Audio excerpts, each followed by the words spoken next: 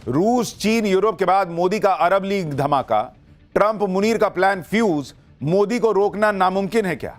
International media से लेकर अमेरिकी बिजनेसमैन सबने कह दिया मोदी बना देंगे भारत को नंबर 1। न ट्रंप की चली, न राहुल का नैरेटिव दौड़ा। जिस भारत को डेड इकोनॉमी बताया वो यूएस चीन से भी आगे जाने वाला है क्या? अब सबसे पहले इसका चैप्टर देखिए। नरेंद्र मोदी ने इस वक्त देश की राजनीति से लेकर ग्लोबल पॉलिटिक्स तक हर जगह धुआं उड़ा रखा है। दुनिया कह रही है कि नरेंद्र मोदी और भारत अनस्टॉपेबल है बॉस। मोदी और भारत रुकने वाले नहीं है। ट्रंप भले ही दुनिया को कितनी ही अपनी हनक दिखाएं, सनक दिखाएं, लेकिन भारत की रफ्तार न ट्रंप रोक सकते हैं ना कोई और रोक सकता है। यह है नया भारत बॉस। और यह दुनिया कह रही है, अमेरिकी कह रहे हैं, हर कोई कह रहा है कि मोदी एंड इंडिया दोनों अनस्टॉपेबल है। आज हम आपको बताएंगे इंटरनेशनल मीडिया से लेकर खुद अमेरिका के बिजनेसमैन और अमेरिका के एक्सपर्ट कैसे यह बात कह रहे हैं कि मोदी भारत को नंबर 1 बना देंगे। किसने यह बात कह दी कि ट्रंप भले ही खुद को ताकतवर समझते हो, लेकिन ट्रंप से ज्यादा ताकतवर आज की डेट में मोदी है। आपको यह भी बताऊंगा कि मोदी और भारत की जबरदस्त पावर के सामने ना तो ट्रंप की चली, ना ही उन लोगों का नैरेटिव दौड़ा जो लोग भारत को डेड इकोनॉमी बता रहे थे। आज ग्लोबल पॉलिटिक्स में नरेंद्र मोदी के नए धमाके कौन से हुए? रूस और चीन के बाद अब यूरोप, और उसके बाद मोदी वो धमाका कर रहे हैं कि ट्रंप और मुनीर दोनों को बहुत दिक्कत हो जाएगी। और सिर्फ ग्लोबल पॉलिटिक्स में मोदी का ऐसा तहलका नहीं है, देश की राजनीति में भी वो काम नरेंद्र मोदी कर रहे हैं कि इंडी वालों को अपना किला बचाना मुश्किल पड़ रहा है। बंगाल में ममता बनर्जी हो या फिर केरल में लेफ्ट का किला, नरेंद्र मोदी ने सबका शटर डाउन करने का ऐलान कर दिया है। केरल पर कांग्रेस की नजर है, पर वहां मोदी ने कैसे कांग्रेस पर बड़ा अटैक लॉन्च किया, आज आपके लिए यह भी लेकर आया हूं। यह अरब लीग क्या है जो मोदी बनाने का प्रयास कर रहे हैं, और वहां क्या खेल चल रहा है जियो पॉलिटिक्स से लेकर देश की पॉलिटिक्स तक में, जो बड़ा तूफान आ रखा है। पहले उसका ट्रेलर देखिए, फिर पूरी बात।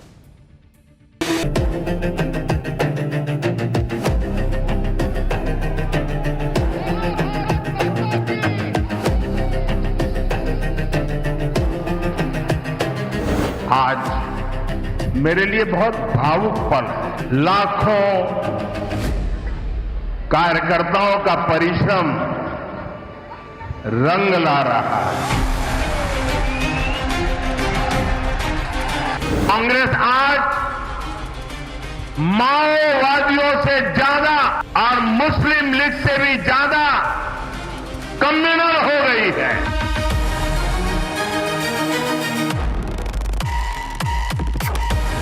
आज जो भाजपा आ गई, नीतीश कुमार आगे दोबारा, इससे पहले वाली सरकार में आपने कई सीटों पर लॉस करवा दिया। हम लोग सरकार बनते बनते रह गई आपके कारण।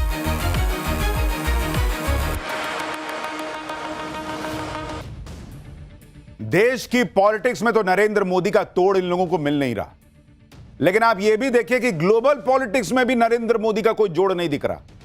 कल ही डोनाल्ड ट्रंप ने दावोस में गाजा पीस बोर्ड की शुरुआत की तो मात्र 19 देश आए, उसमें भी भारत नहीं था। और जो 19 थे उसमें से 10-11 तो ऐसे देश थे जिनको ट्रंप ने कह रखा है कि वीजा नहीं देंगे अभी।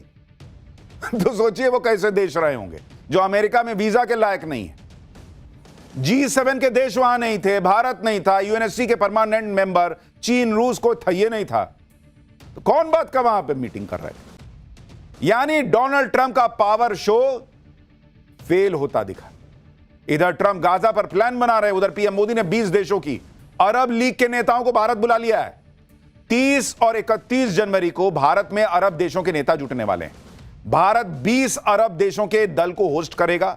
अरब लीग 22 देशों का यानी 22 देशों का संगठन है जिसकी स्थापना 1945 में हुई थी, और इस लीग में शामिल ज्यादातर देशों के साथ भारत के अच्छे संबंध हैं।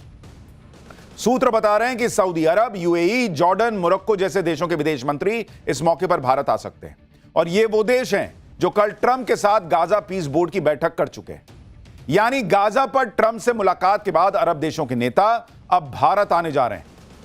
और जो ताकत डोनाल्ड ट्रंप नहीं दिखा पाए दुनिया को, वो ताकत भारत दिखाएगा यहां, क्योंकि उन देशों को भी पता है कि भारत की क्या अहमियत है, भारत कितना भरोसेमंद है।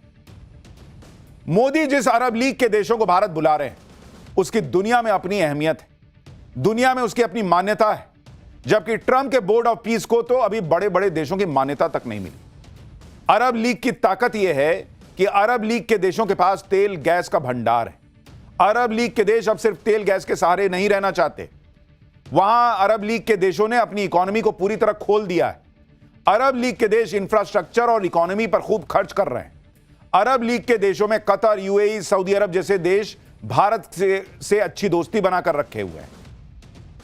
अरब लीग के देश भारत को स्ट्रैटेजिक पार्टनर के तौर पर देख रहे हैं और वो भारत को ऐसे देश के तौर पर देख रहे हैं जो उनकी अर्थव्यवस्था को बेहतर करने में सबसे बड़ा सहयोगी साबित हो सकता है।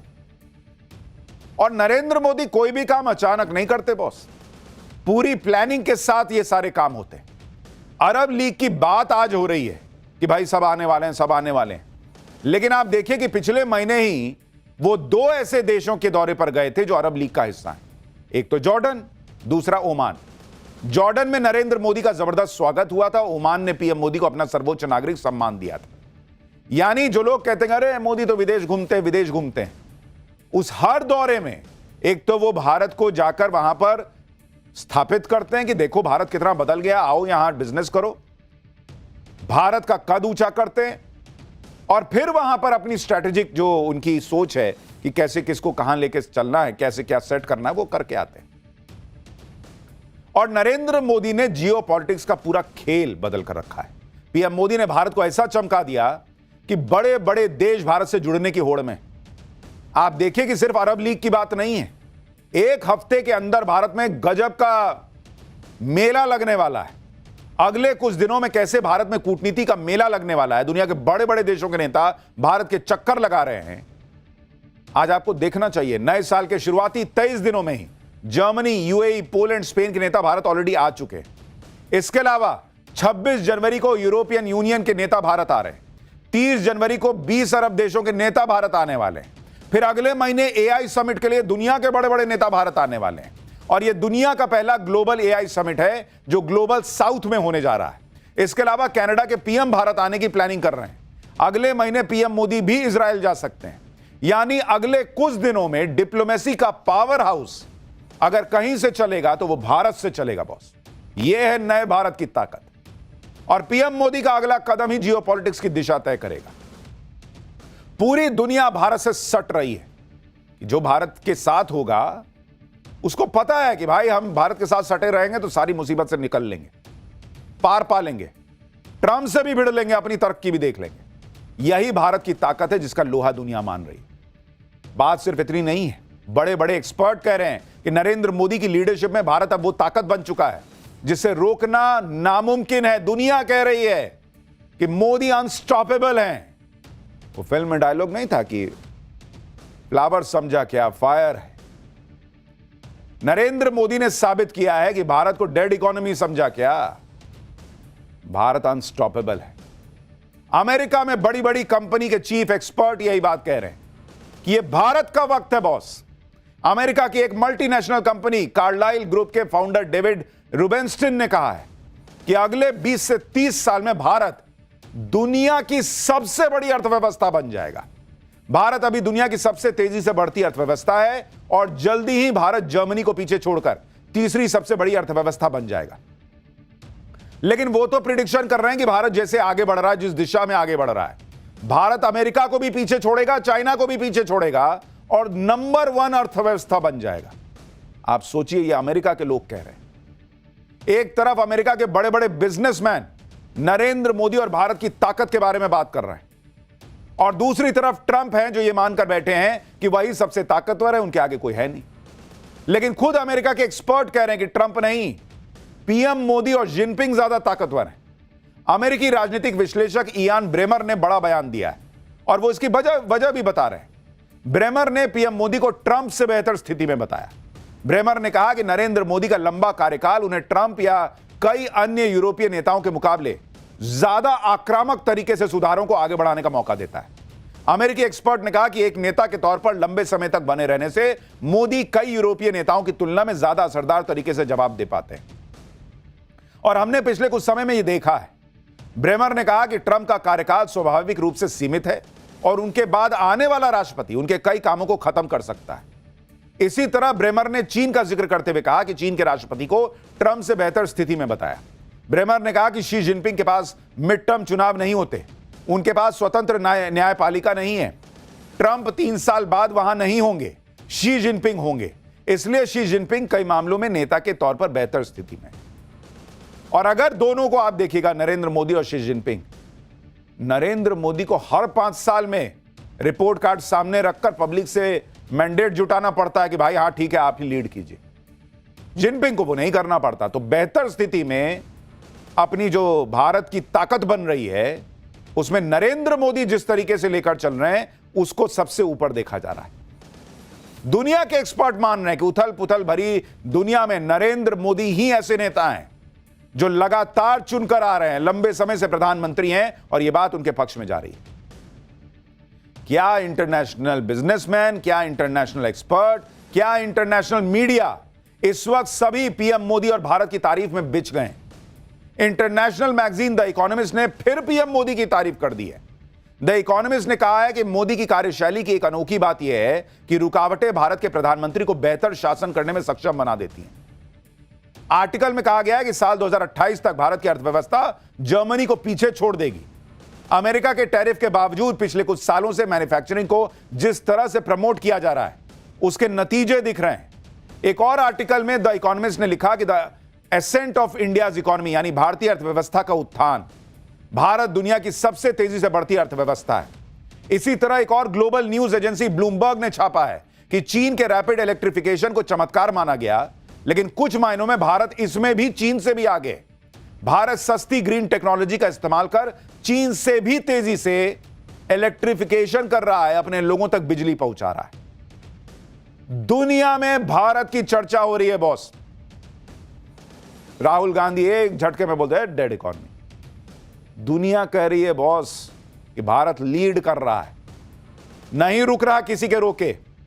इधर इंटरनेशनल मीडिया में पीएम मोदी का डंका बज रहा है, भारत का डंका बज रहा है। उधर ट्रंप की लोकप्रियता भाई साहब एकदम गिरी जा रही है।